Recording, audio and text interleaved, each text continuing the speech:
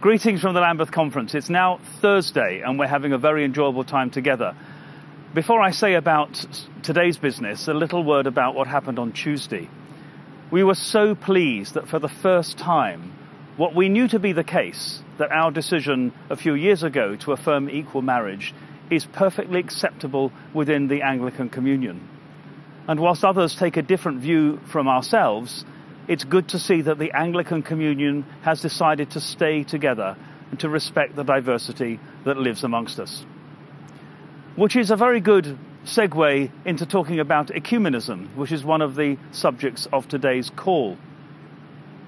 I find this personally of particular significance because, as you may know, I'm married to a Methodist minister who serves as superintendent of the Wesley's Chapel in the City of London.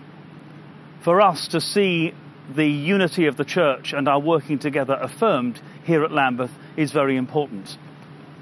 It also makes me think of how we could, perhaps in Scotland, take part in the Anglican Methodist covenant, which at the moment only exists between the Church of England and Methodism throughout Great Britain. And maybe there's a place and a contribution for us in that. Earlier, we heard from a representative from the Roman Catholic Church who spoke of how far could we go with what we call reconciled diversity in our ecumenical endeavours together. It reminds me of the challenge and also the opportunities of working with the Church of Scotland in our common agreement. We still have profound disagreements or different practices when it comes to the Eucharist and holy orders. Yet we are finding new ways of working together.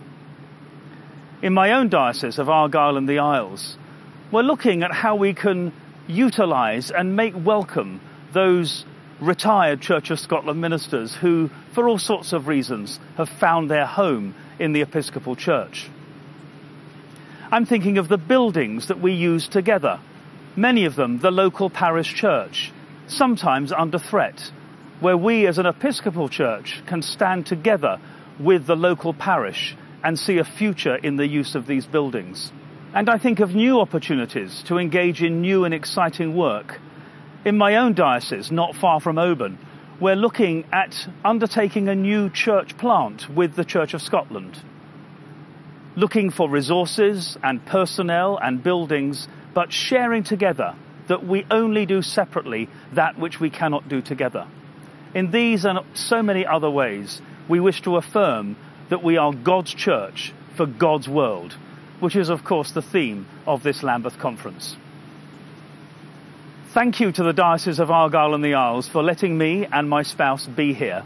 We've counted a great privilege. I'm looking forward to being back with you soon.